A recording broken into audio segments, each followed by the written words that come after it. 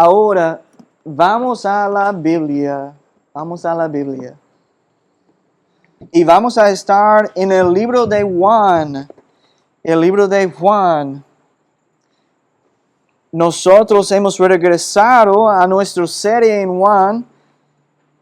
Tuvimos un descanso porque yo estaba predicando más sobre la Navidad. Pero ahora hemos llegado de nuevo al libro de Juan, capítulo 6. Entonces dice aquí, vamos a leer hasta 63.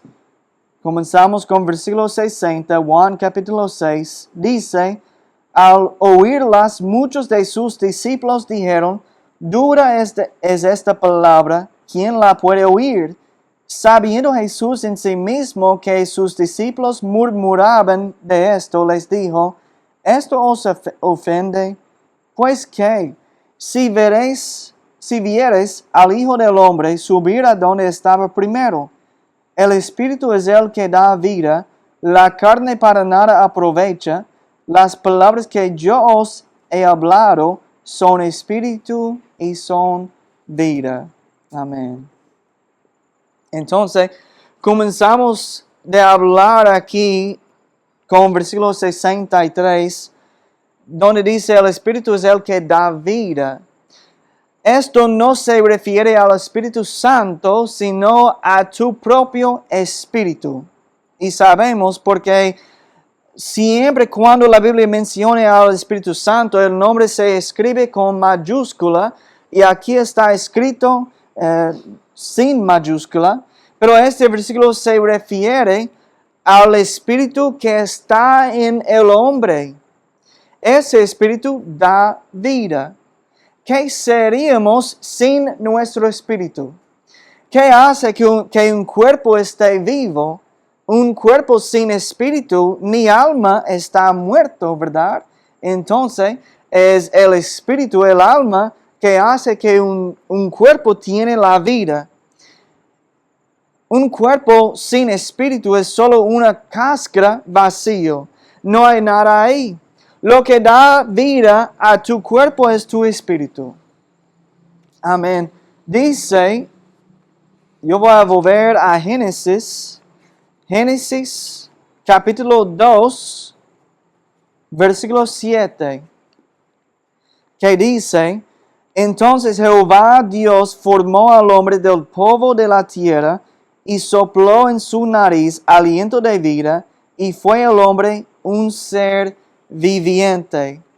Cuando Dios formó al hombre del polvo de la tierra, no era más que un cuerpo, ¿verdad? Pero se necesitó el aliento de Dios para soplar en la nariz del hombre y darle vida.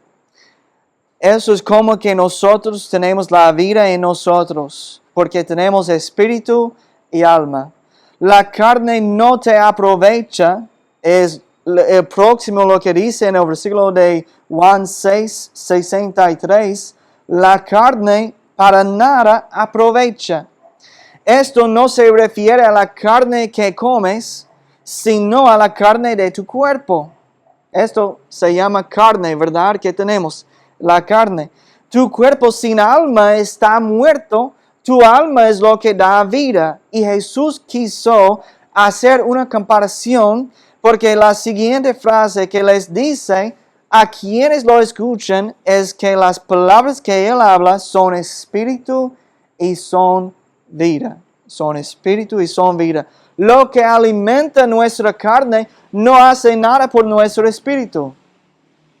Lo que yo como no hace nada para mi espíritu. No hace nada. Pero Jesús tiene las palabras de vida eterna. Hay quienes que van a poner su mira en las cosas de este mundo y solo en ellas. Ellos van a intentar hacerse un nombre por sí mismos aquí en este mundo. Intentarán crear un legado aquí en este mundo. Intentarán construir un reino para sí mismos aquí en este mundo. Pero este mundo es vapor comparado con la eternidad. Es neblina que se aparece por un poco de tiempo y luego se desvanece. Está aquí por un momento y se va, ¿verdad? no estamos aquí por mucho tiempo en la tierra y se va. Pon tu mira en las cosas de arriba. Vive tu vida preparándote para la eternidad. Las palabras de Jesús son espíritu, son vida para nosotros. Entonces, si yo sé que yo voy a vivir la eternidad en el cielo, ¿qué es mejor, preparar mi vida para este mundo aquí o prepararlo para la eternidad? Porque si yo puedo vivir mi vida hasta que yo tenga 100 años, ¿qué es eso en comparación a la eternidad? No es nada. Es un abrir y cerrarle los ojos. No es nada. Entonces es mejor preparar nuestra vida para la eternidad. Vamos a seguir leyendo aquí en Juan 6. Juan 6, versículo 64. Juan 6, 64 dice: pero hay algunos de vosotros que no creen, porque Jesús sabía desde el principio quiénes eran los que no creían y quién le había de entregar. Esto se llama el conocimiento previo de Dios. Como que Jesús o Dios saben el futuro, ¿verdad? Ellos saben lo que va a pasar. Jesús murió por el mundo, murió por los pecados de toda la humanidad, pagó por ellos con su propia sangre. No quiere que ninguno perezca, dice la palabra, pero Jesús sabía desde el principio, como dice la Biblia, quiénes eran los que no iban a creer. ¿Quiénes no iban a creer? Cuando él estaba diciéndole a Judas para seguirle a él sabía que Judas no iba a creerle en él. Jesús sabía desde el principio quiénes lo iban a creer. Yo estoy seguro de que Jesús lloró por ellos también. El corazón de Jesús se quebró cuando Judas lo traicionó. Jesús dijo, cuando Judas vino a él: amigo, ¿a qué vienes? Cuando Judas iba a entregarle a él: amigo, ¿a qué vienes? Casi se puede percibir la súplica y el amor en esas palabras cuando Judas lo entregó con un beso. Jesús sabía quienes no iban a creer. Pero eso no le impidió seguir viniendo a salvar a los que sí creerían, ni morir en la cruz por quienes lo iban a recibir. Él lo supo desde el principio. La Biblia dice que tu nombre está escrito en el libro de la vida del Cordero. Que hay un libro que está en el cielo con Dios, que tiene los nombres de los santos, y dice que todos los quienes le han recibido a Cristo como su Salvador, su nombre está escrito ahí, en ese libro. El libro de la vida del Cordero es un registro de todos aquellos que han confiado en Cristo. No vas a encontrar pasajes en la Biblia que describen el momento en que el nombre de una persona se escribe por primera vez en el libro de la vida del Cordero. La Biblia los dice como ya escritos, como que los nombres ya son escritos. Dios te conocía antes de que nacieras, antes de que creyeras por primera vez. Jesús fue a la cruz pensando en ti. Yo lo creo. Ustedes han escuchado a un predicador decir eso, que cuando Jesús fue a la cruz, Él estaba pensando en ti. Bueno, yo lo voy a decir, si ustedes no lo han escuchado. Yo creo que Jesús estaba pensando en nosotros, en cada uno de nosotros, porque Él murió por el mundo. Jesús estaba pensando en ti. Yo lo creo. Amén. Vamos a leer de versículo 65. Y dijo: por eso os he dicho que ninguno puede venir a mí si no le fuere dado del Padre. Hay momentos en que Dios atrae a una persona hacia sí. Cuando Dios convence a esa persona y le muestra su necesidad de salvación. La Biblia dice que ¿cómo ellos van a escuchar? ¿Cómo es que la persona perdida va a escuchar? Ellos tienen que escuchar el Evangelio, la predicación, ¿verdad? Hay que predicarle a ellos, decirle. Y son en esos momentos en cuando se predique el Evangelio a una persona, es cuando Dios está intentando para atraerle a ellos a sí mismo. Dios convence a esa persona y le muestra su necesidad de salvación. Pero esta atracción sucede a todos los hombres a través del Evangelio de Cristo. Y vamos a leer el versículo que dice eso en Juan 12. Juan capítulo 12 y versículo 32. Que dice Jesucristo, y yo, si fuere levantado de la tierra, a todos atraeré a mí mismo. A todos atraeré a mí mismo. ¿Qué dijo Jesús? Que si fuera levantado sobre la tierra, atraería a todos los hombres hacia sí. Esta atracción se llama convicción. Convicción de nuestra condición pecaminosa y ver que Jesús es la única respuesta para la salvación. No sabemos el día ni la hora en que Dios va a atraer el corazón de una persona hacia Cristo. Pero el hecho de que Jesús haya prometido atraer a todos no significa que todos van a creer. No significa que todos lo van a recibirle a Jesucristo. Él va a intentar para atraerle a ellos, pero no significa que ellos van a ir donde Él. Porque muchos se van a resistir. ¿Ustedes recuerdan la historia de Esteban en el libro de Hechos? De un hombre que se llamaba Esteban. Él era seguidor de Cristo en el libro de Hechos y les dijo a los judíos que ellos siempre se resistían al Espíritu Santo. Ellos lo mataban a Esteban con la piedra.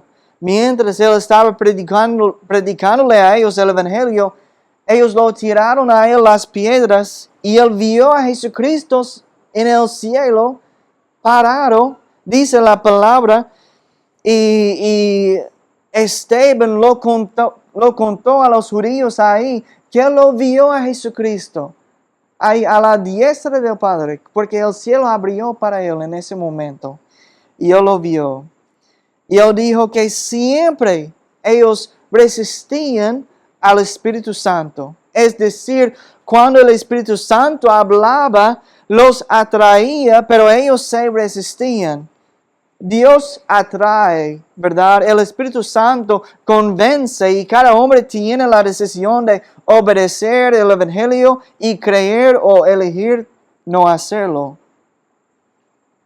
La otra noche yo estaba hablando con un joven que andaba aquí por la calle y yo estaba hablando con él sobre el Evangelio. Él dijo que él iba a recibir a Jesucristo un día, no ahora, pero más adelante un día.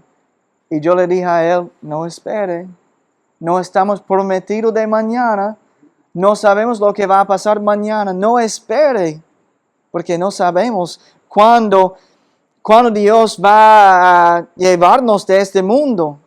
Y solamente hay dos lugares a donde va el alma, al infierno o al cielo.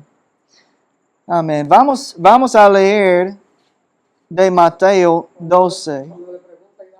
Mateo 12, versículo 31, que dice, por tanto os digo, todo pecado y blasfemia será perdonado a los hombres, mas la blasfemia contra el Espíritu no les será perdonada. Y esto está hablando sobre el Espíritu Santo aquí en este versículo Pero, ¿qué significa este versículo? ¿Ustedes lo han pensado antes qué significa? Voy a explicarlo ahora. El peor pecado contra Dios es la blasfemia contra el Espíritu Santo. ¿Qué pecado es ese? Es cuando el Espíritu Santo intenta obrar en el corazón de una persona y la convence de ser salva, pero ellos lo rechazan. Ellos lo rechazan. Rechazan que Cristo entre en sus corazones y vidas. Solo Dios sabe cuántas oportunidades va a recibir una persona, cuántas veces Dios va a intentar atraerla a ellos, pero la blasfemia contra el Espíritu Santo es el rechazo del Evangelio.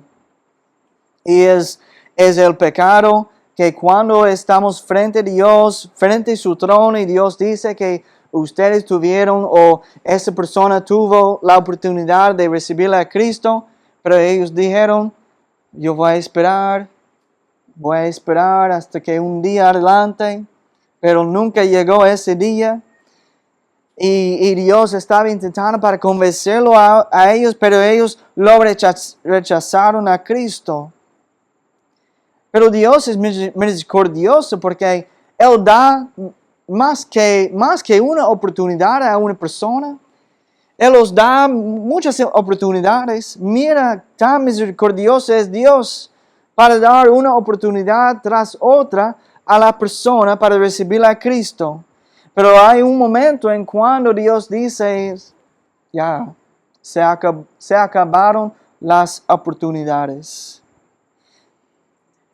Yo he oído a las personas decir que van a ser salvos en el futuro como el jovencito con quien yo hablé. Ellos van a recibir a Cristo más adelante en su vida, van a esperar hasta que están listos, pero ¿qué pasa si ese día nunca llega? Eso es algo que siempre dijo mi abuelo. Él dijo esas palabras, él dijo que él iba a esperar, pero gracias a Dios que hace unos años él recibió a Cristo, gracias a Dios. Yo estaba regocijando cuando yo escuché esa noticia. No, Dios no nos promete mañana.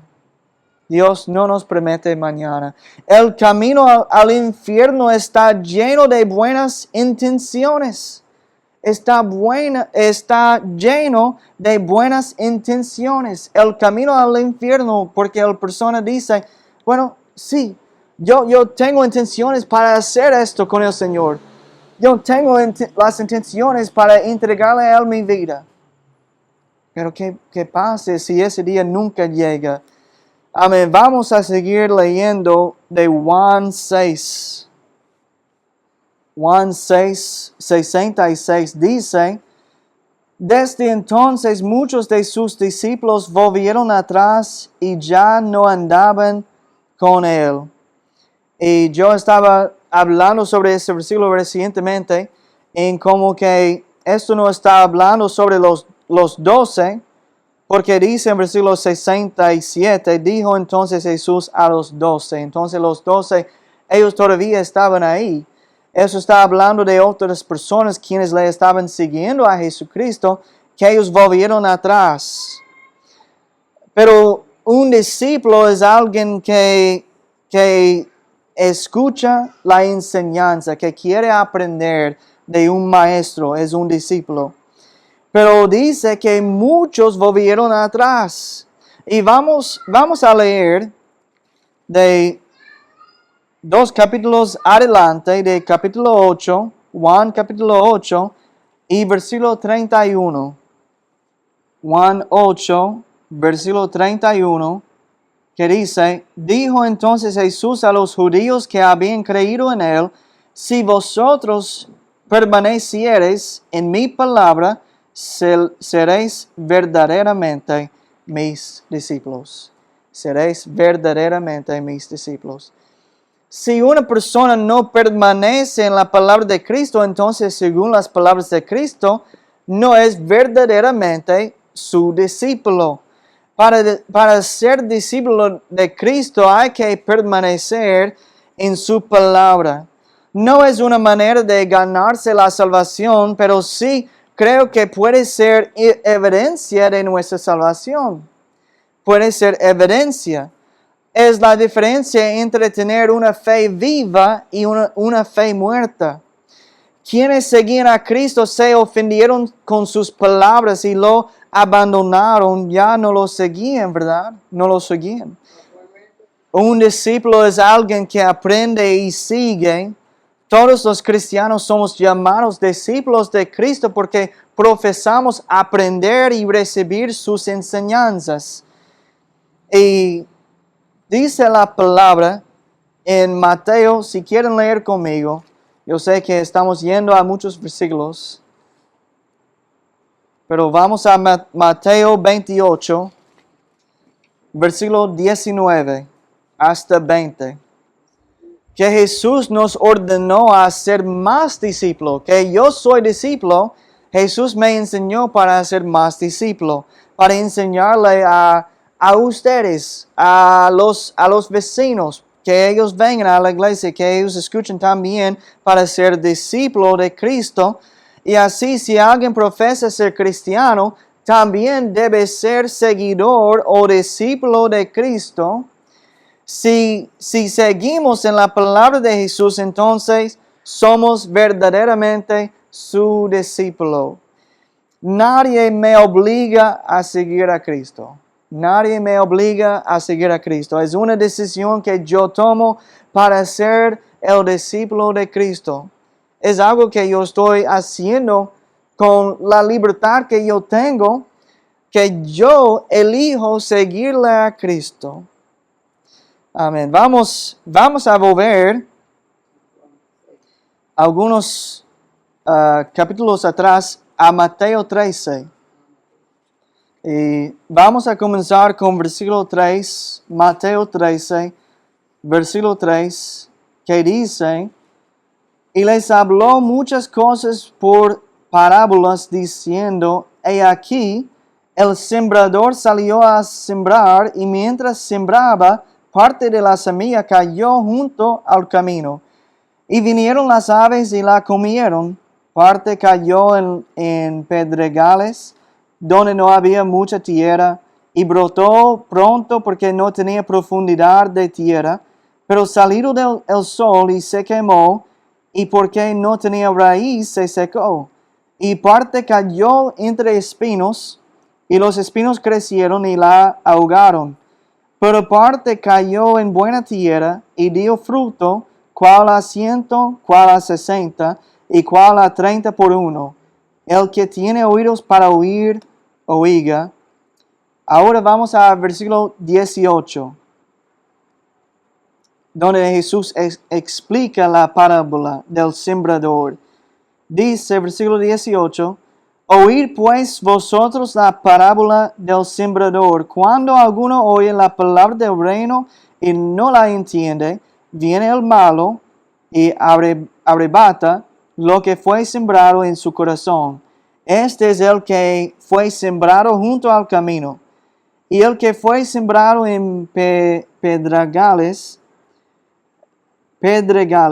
este es el que oye la palabra y al momento la recibe con gozo, pero no tiene raíz en sí, sino que es de corta duración, pues al venir la aflicción o la persecución por causa de la palabra, luego tropieza.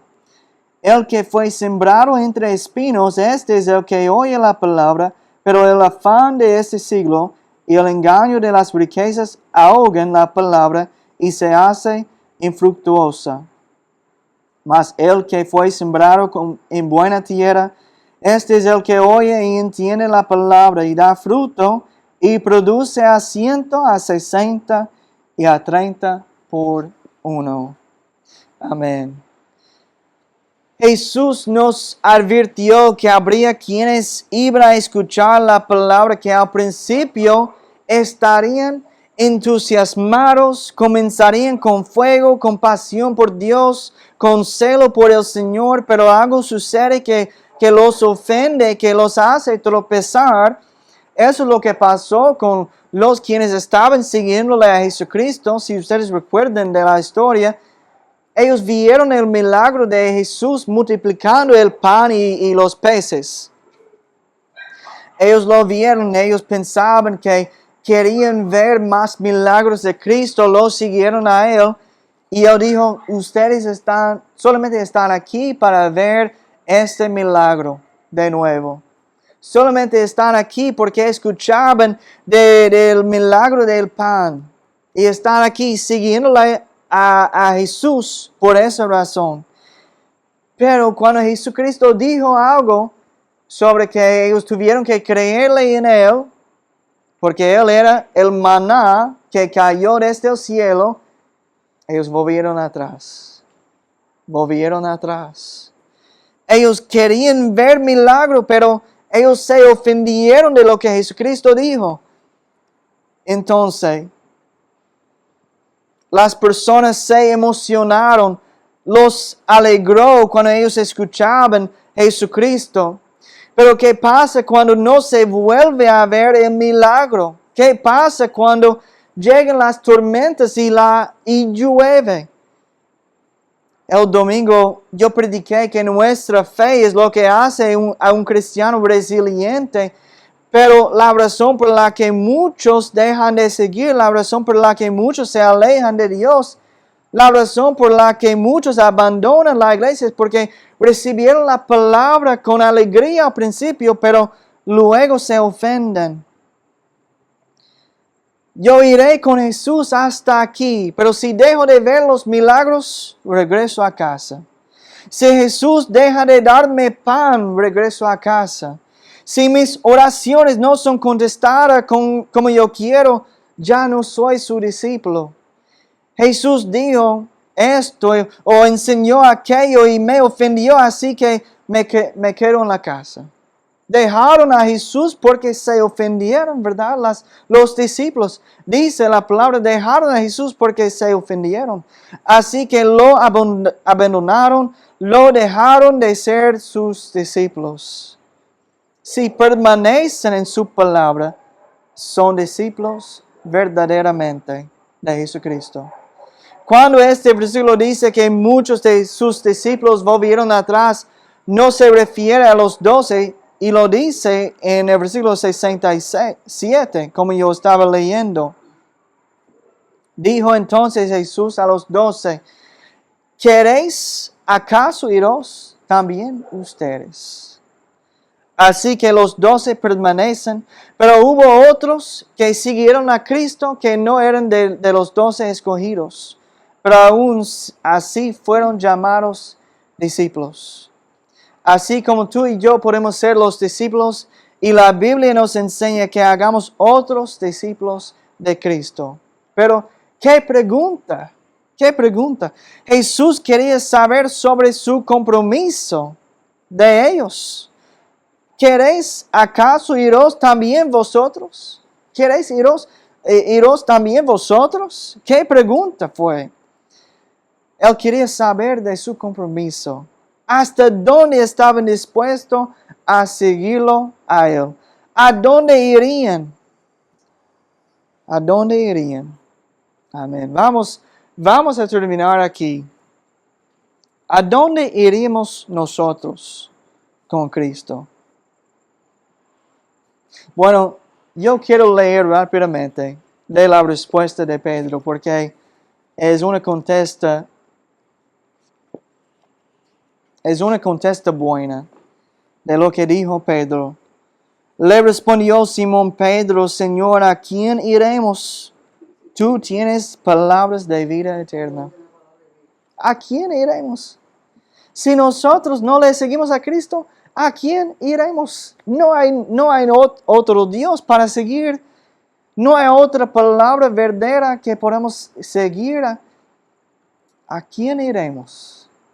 Amén. Amén. Yo espero esta noche que a través de la palabra de Dios, nosotros hemos recibido algo que nos ayude, que nos da lo que necesitamos. Amén. Vamos a terminar aquí en oración esta noche.